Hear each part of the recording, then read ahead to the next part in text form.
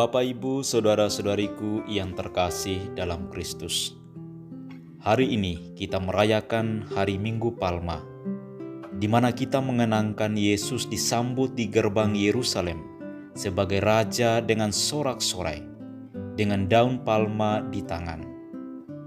Selain itu, pada hari ini juga kita diajak mengenangkan, mendalami dan ambil bagian dalam sengsara, wafat dan kebangkitan Yesus. Ketika memasuki gerbang Yerusalem, Yesus memilih keledai sebagai tunggangannya. Padahal dalam dunia kuno, ketika seorang pahlawan naik ke kota dengan kemenangan, biasanya dengan kereta agung dengan iringan kuda jantan yang megah di belakangnya. Pasukan tentara menemaninya dalam prosesi kemenangan dan pedang di tangan. Kemudian pahatan relief seringkali didirikan untuk mengabadikan kemenangannya yang gagah berani. Namun Yesus sebagai Raja melakukan hal yang sebaliknya.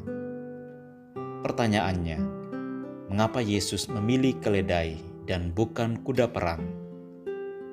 Bahkan orang-orang yang menemani Yesus ketika memasuki gerbang Yerusalem pun tidak memegang senjata, melainkan ranting daun palem di tangan mereka. Apa maksudnya?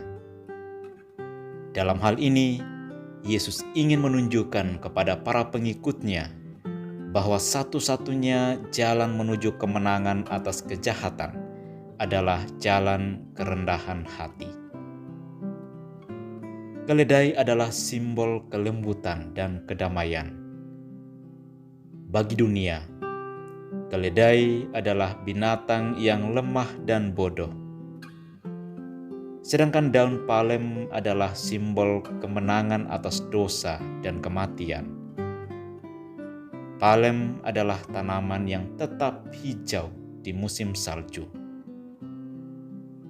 Yesus menggunakan yang kelihatan biasa bagi manusia, yang kelihatan lemah dan bodoh bagi dunia, untuk menunjukkan kekuatan dan kemuliaannya. Momen kemenangan yang didirikan setelah seminggu kemudian bukan sebuah pahatan relief atau sebuah ukiran yang megah, melainkan sebuah kayu palang kering, yakni salib. Bapak, Ibu, saudara-saudariku yang terkasih, rupanya kematian sudah mengintip Yesus sejak kelahirannya di dunia. Kalau kita melihat jauh ke belakang tentang kisah Yesus, sejak kelahirannya sudah mengalami tantangan berat, bahkan ancaman pembunuhan. Tidak ada tempat penginapan dan lahir di palungan di kandang hewan. Kemudian menjadi incaran pembunuhan oleh Raja Herodes pada waktu itu. Ketika ia bertumbuh dewasa, setelah pencobaan di padang gurun, dalam pengajaran dan tindakannya, orang-orang Yahudi beberapa kali menolak, menjebak, dan ingin menangkap serta membunuhnya. Sampai akhirnya sahabatnya sendiri yang adalah muridnya, yakni Yudas Iskariot, mengkhianati dan menyerahkan Yesus kepada orang-orang Romawi untuk dijatuhi hukuman. Namun Yesus tidak dijatuhi hukuman yang biasa dijatuhkan pada orang Romawi. Pemenggalan adalah cara cepat dan bermartabat untuk mengeksekusi seseorang yang melakukan kesalahan. Namun, Yesus diberi hukuman yang hanya diperuntukkan bagi para budak, pelaku kriminal dan pemberontak, yakni hukuman pencambukan dan penyaliban. Kedua hukuman ini bukan hanya tentang rasa sakit, tetapi tentang penghinaan. Karena seseorang yang disalib akan ditelanjangi dan dipajang untuk dilihat semua orang. Dan Yesus melewati peristiwa hina ini. Bapak, Ibu, saudara-saudariku yang terkasih dalam Kristus. Permenungan kita hari ini Dan selama pekan suci ini, bukan melulu utama tentang kekerasan dan penghinaan. Upacara pekan suci ini lebih banyak permenungan tentang cinta dan kerendahan hati.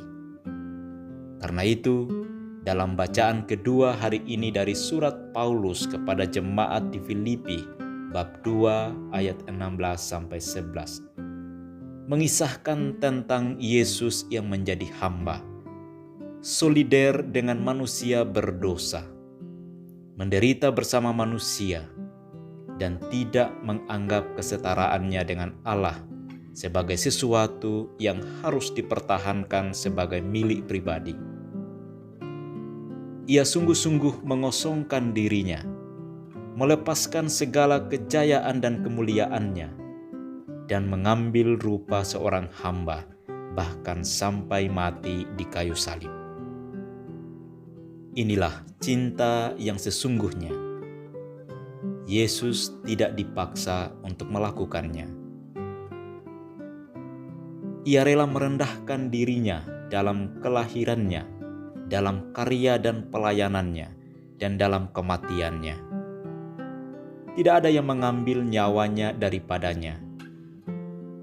Dia sendiri dengan bebas menyerahkan nyawanya sendiri kepada Bapa di surga, dengan berkata, "Ya Allahku, ke dalam tangan-Mu kuserahkan nyawaku." Yang lain tidak memiliki kesempatan untuk merendahkannya meskipun mereka telah berjuang untuk merendahkan dirinya. Namun Yesus merendahkan dirinya sendiri sampai wafat di kayu salib. Bapak, Ibu, saudara-saudariku yang terkasih dalam Kristus, pada Minggu Palem ini, marilah kita bertanya pada diri kita sendiri, apa yang kita harapkan dari Tuhan Yesus? Yesus sangat mencintai dan murah hati, sehingga Ia datang menemui kita dimanapun kita berada, karena Ia tahu dan memahami penderitaan kita. Bawalah hidup kita, harapan, ketakutan, kesedihan, ketidakpastian kita kepada Yesus. Ia tidak pernah membuat siapapun menjauh. Namun kebangkitan menuntut kita memikul salib. Dan itu berarti kita harus berpaling dari dosa kita, keserakahan, kebencian, dendam, kesombongan, dan kita harus berpaling dari keegoisan kita. Marilah kita dalam pekan suci ini, kita sungguh-sungguh memusatkan perhatian kita pada penderitaan dan sengsara Yesus, mendalami kasih-Nya yang begitu besar pada kita melalui pemberian diri di salib. Kasih-Nya menyembuhkan kita dari sakit dan derita kita, dan pada akhirnya menghantar kita kepada kebangkitan. Semoga teladan kasih-Nya menguatkan dan mendorong kita untuk berani keluar dari belenggu dosa dalam diri kita. Tuhan memberkati kita dalam nama Bapa dan Putra dan Roh Kudus. Amin.